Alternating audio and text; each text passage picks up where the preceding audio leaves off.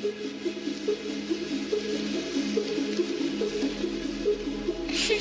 it less.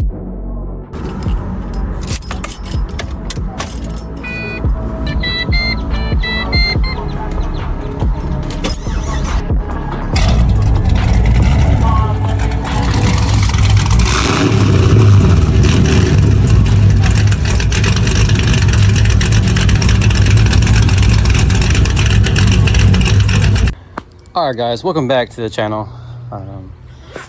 It'll be part 4, 5, whatever part it is today right now.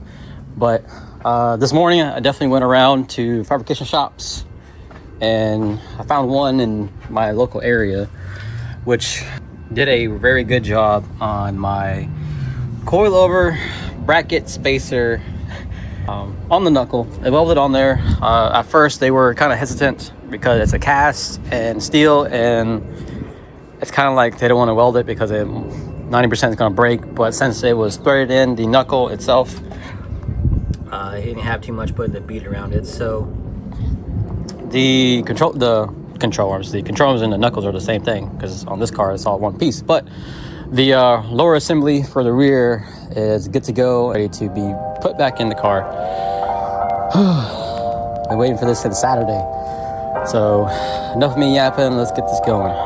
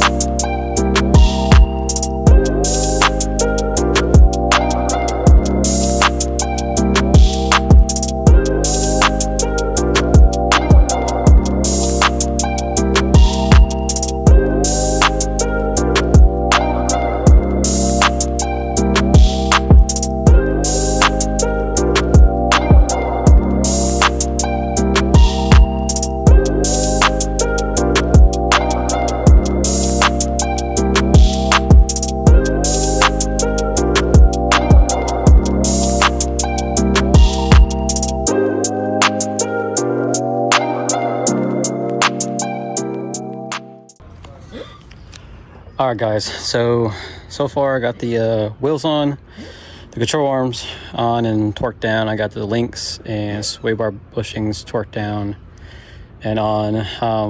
It was kind of sketchy putting the wheels back on because it was kind of like wobbling back and forth. So I actually had to make sure I was holding the tire and putting the lug nut back on, which is kind of sketchy, but I made it work. Now I'm gonna leave the tie rods off for now. I want to get the subframe bolted back up first, and drive shaft. Well, stab the drive shaft first, bolt the subframe back in.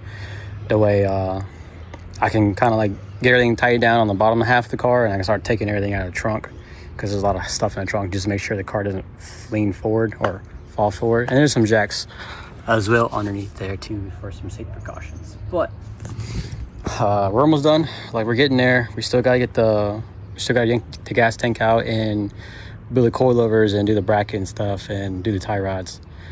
But we're almost getting there. I think by the end of the day I might get it, or tomorrow for sure. But enough of me yapping, let's get back to it.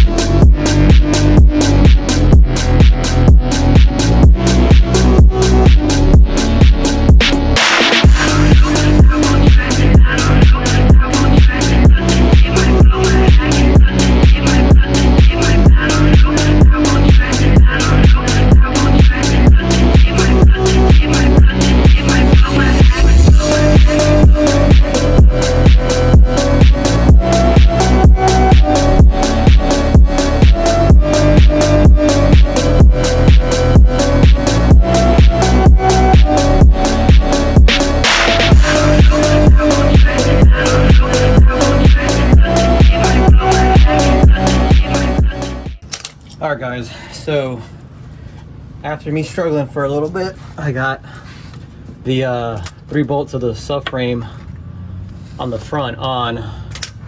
I'm gonna put these bolts in for the remainder of time. I'm still gonna do the diff bushing. I'm just gonna wait at the very last minute to do it. Let's drop it just a little bit. Alright, cool. So I have some wiggle room. Come on, motherfucker. Would make sense, but to change it now, but I'm trying to hurry up and get to the good stuff.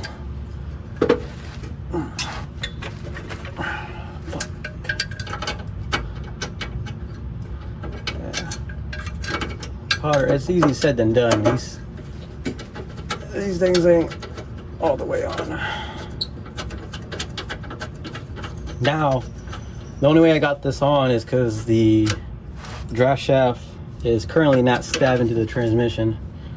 That was my main nemesis, getting the bolts on. The drive shaft was kind of in an awkward position without the lift getting involved with it, or actually coming interference with it. If I go too low, I won't be able to get it, and all the way I have to go super low like I did last time, which is very sketchy. But I'd rather just take it off, have a diff in. It's only 3 bolts. It's not that hard, not of a big deal anyways, so I'd rather just do that and then bolt it back up instead of me fighting it for another 2 or 3 hours. Honestly, it was about like maybe 40 minutes I've been struggling with it. I just had to line it up and match the holes from the top. I don't want to cross thread these because you're in a big trouble if you do.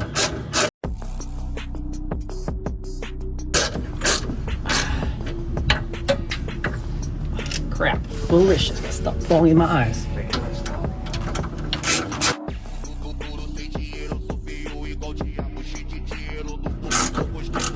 Let's go. Oh, the jack's going on my neck.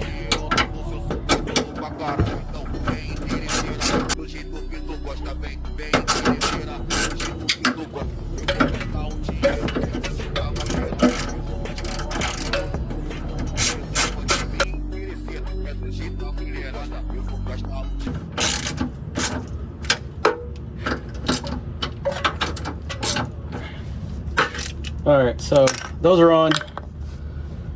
Oh, finally. Now I gotta torque the front bolts, which are over here. I'm gonna bring y'all all these jack stands out the way. Or jacks, I mean, out the way.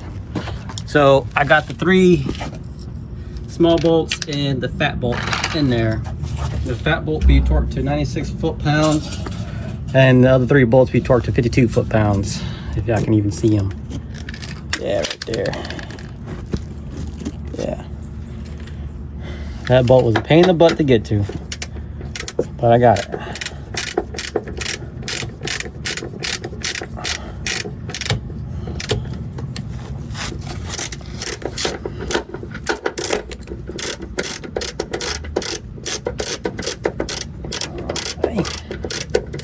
I got fingers. There we go.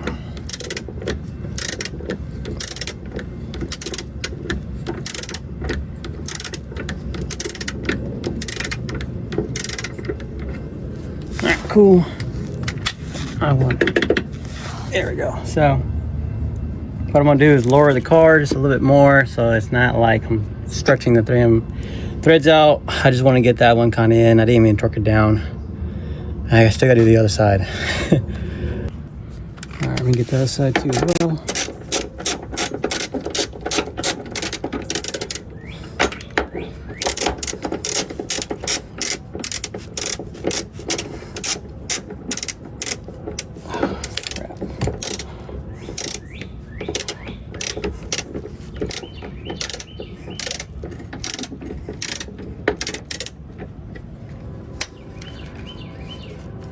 Cool.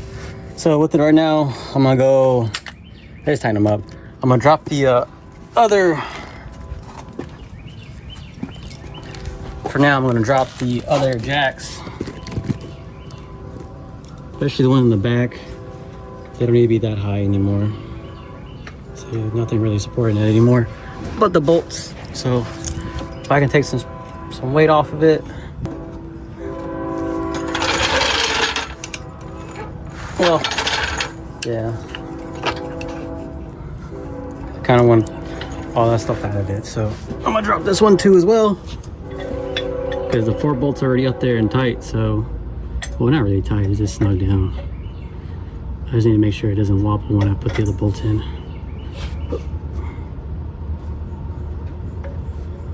There it should be. Yep. Now the moves out the way.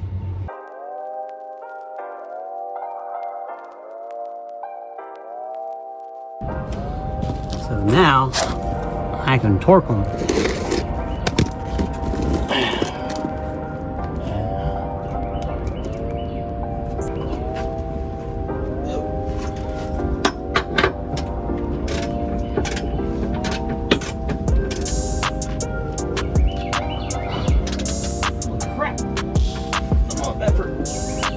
There we go. It's awkward when you don't have a wave working with you. You only have half of it to work with, so that one's torqued. This one's not too far from it, so I'm going to ratchet this until I get to the point that...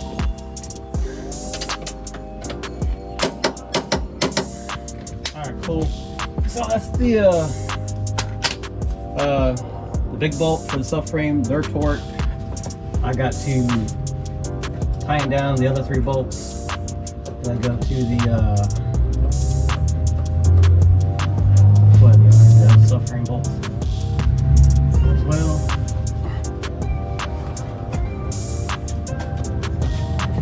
Grab that ratchet. Oh, there they are.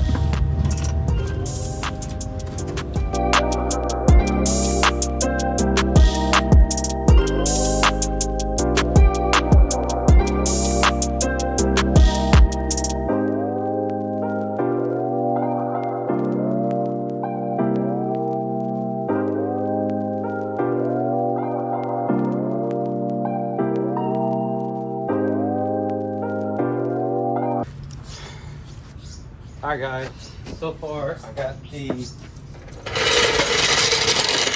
Swagar bushings. So far I got the cradle bushings. The God, it's been a long day. I got the subframe bolts torqued down so far, and I got the rear back on right now. And so far, I'm almost there. I'm getting there. I just gotta move these jacks out the way. I'm gonna take a 2-minute break to catch up to speed. So, subframe's in. Got the bolts, the fat long bolts that go to the subframe itself. The 3 other bolts that go to the plate with the subframe bolts, or the big fat bolt. Those are torque.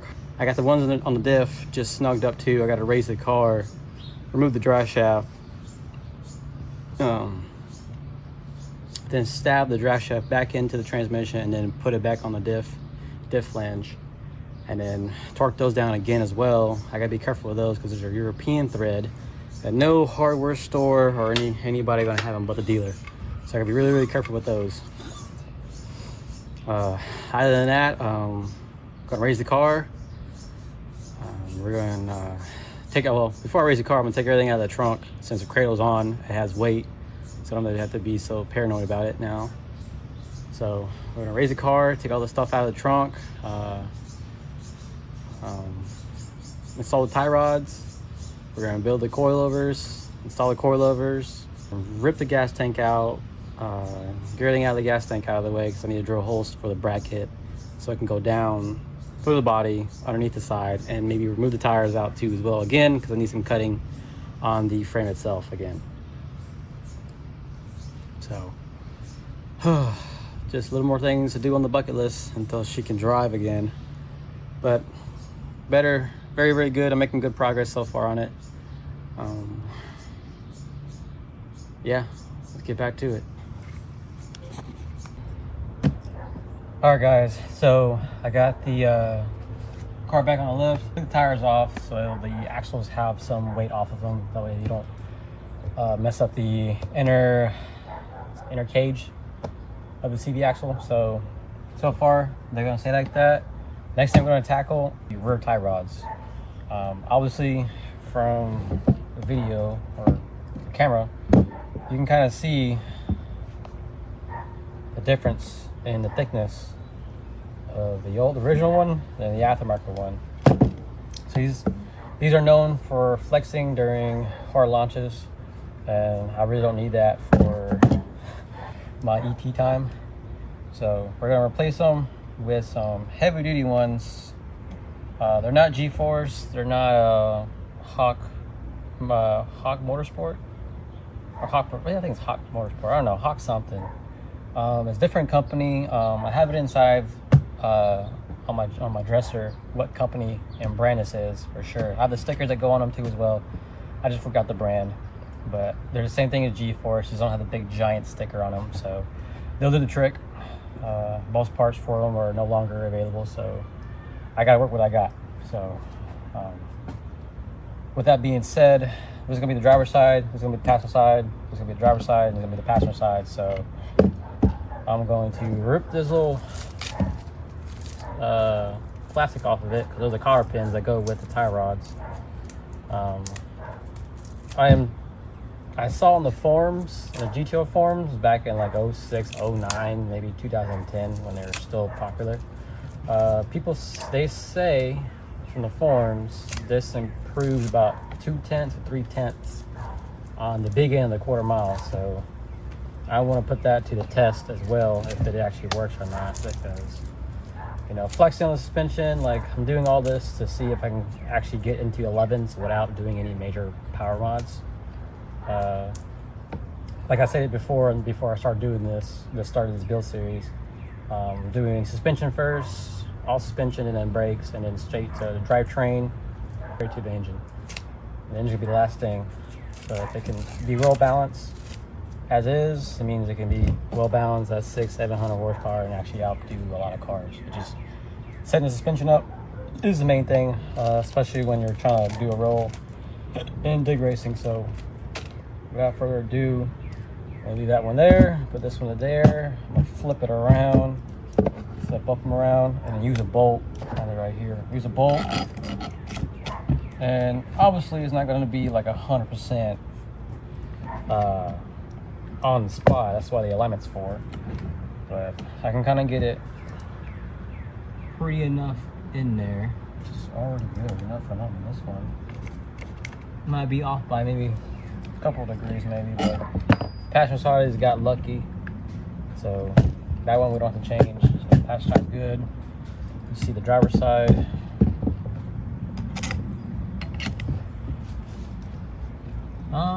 Driver's side looks pretty good from just looking at it. Well, just looking at it, looks pretty good. So still gonna get alignment anyway, so I'm gonna just put it in this scrap pile, which I got over there. We'll do one at a time. Probably gonna use a jack to raise the knuckle for the whole underside of the car, and then install these. So let's get to it.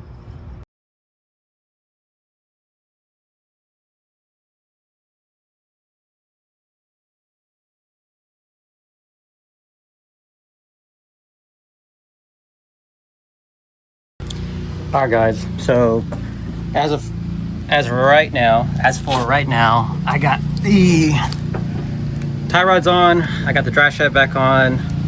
I did have the links swapped, so I did a 180 on them. I flipped them, and the tie rods actually fit right on. So I didn't have any hassles with that. So now with everything being done, also I got the brake lines back on too as well. I do got some what is it, RBF, is it RBF 600.4 racing brake fluid coming through today or tomorrow from Summit Racing. So I'm definitely gonna need that for the road racing. I need the brakes not to fail on me. I need the brakes to not reach a boiling point and fail. That would be really bad doo-doo right there. So in other words, we only have 3 more things to do. We got to yank the fuel tank out, which is not that hard. You just gotta go from the side right here from the fuel cap, yank these out. There are 3 little nuts on here, it's 10 millimeters, and you're gonna disconnect the harness from the tank, and then anything electrical, and 2 bolts up here for the bracket, and then the fuel lines underneath the tank, and then she should come out easily. And then I'll grab the instructions for it. I'm pretty sure it's the back one, the back hose you drill all the way through, which I'm pretty sure it is, but I can be wrong. But we'll get there when we get there.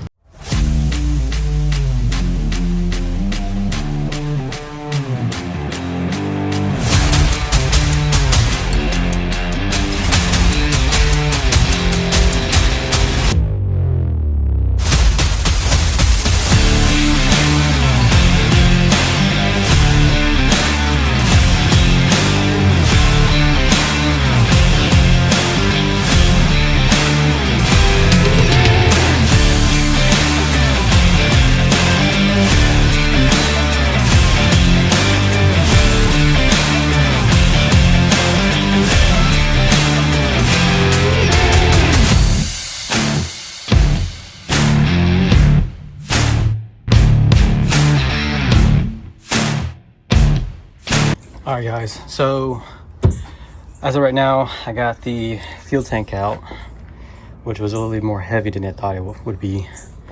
I do have to drill a half-inch bed in this hole and that hole all the way down for the coil-over bracket bolt. Definitely was a shocker to me because the fuel line hoses are disconnected from the bottom, and there's no fuel leaking out. So I know it was a thing for the GTOs, but I never thought it actually is real. It's actually not leaking out because it's still got fuel in it. So it's about a half a tank in there, a little bit over half a tank of gas in there. So definitely there's some witchcraft in there, something like that. But so far, all I need to do is drill down these holes because the instructions stay on the coil-over bracket. Because it says move the bolt, which I already did already. Move the hoses, which I already did already. For now, for the 2.5 hose must drill from the side tank. Remove the bolt on each side of the drill down with a 1/2 inch build drill. So it'll be the second hole there. Time to put the cover bracket on. Bracket also can be welded on. If the hose do line up, you may need to trim the pitch, weld hemmings from the blank. So yeah, so I gotta drill a hole real quick, and then I can put the bracket on upside down. And I guess there's some stuff, because look at the bracket, there's some bolts on the bottom of it. So I guess it's just the only thing I really got to bolt up is the top portion, and I guess the bottom portion. I don't know. We'll get there when we get there, one step at a time.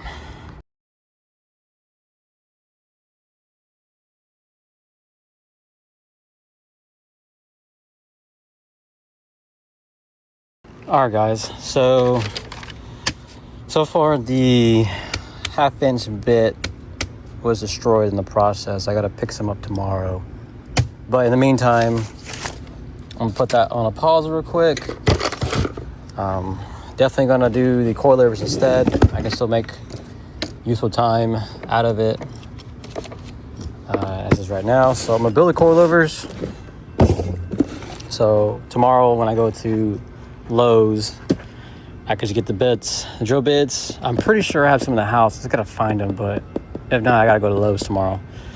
In the meantime, we're gonna put the coilovers together, and if I have enough time, I'll put the diff on as well. And then tomorrow, next part, the last part, which should be the last part, I'll put the brackets on, which is kind of convenient. Like the Milwaukee, I got the Milwaukee ones. I never had any issues with them until now.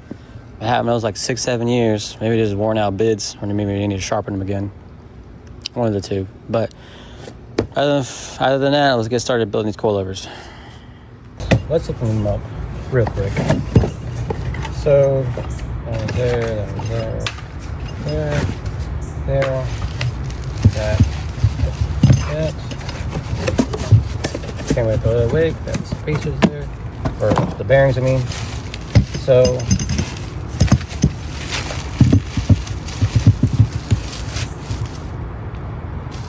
get the other one out.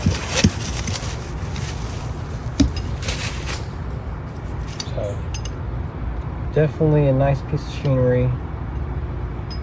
Let's see if it pops out.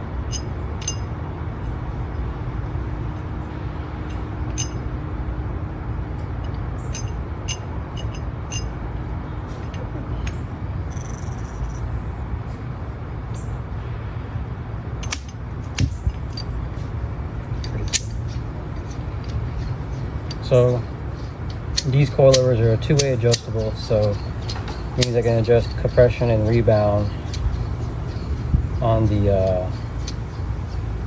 fly. So I never on the fly, but I can adjust them at the track or on the street or just driving, which is pretty convenient for me. This is my first pair of two-way adjustable coilovers, which is kind of a good thing and bad thing. Good thing, car's going to handle real good. The bad thing, I gotta set it back to where I want it at, or set it where I need to be at. So, which is a pain in the butt. But I'm gonna build one at a time, that way I don't have any hiccups. I did go with the 350-pound spring. Oh, I got a cool sticker, look at that. Put that back in the box. So, I'm gonna grab the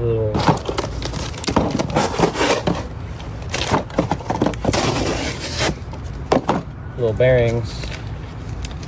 Yo, BK, gotta drop that dope ass shit, man.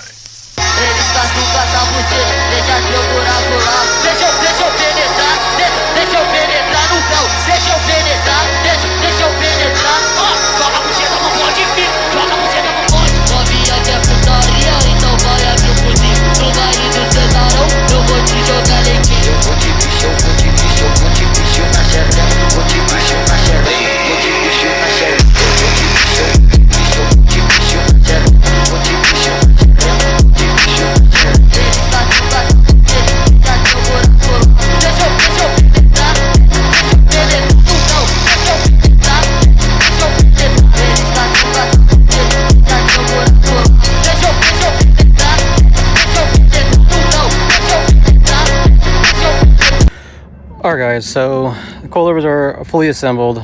They were more difficult than I thought, but nothing I can't handle. So this is my first time building these, so I kind of like looked it up how to assemble them.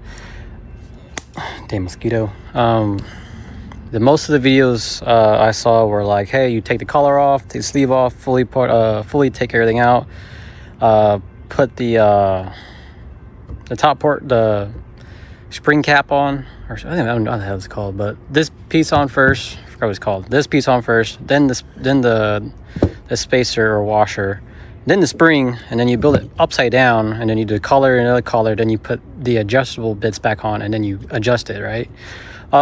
This one wasn't that case at all. I tried doing that.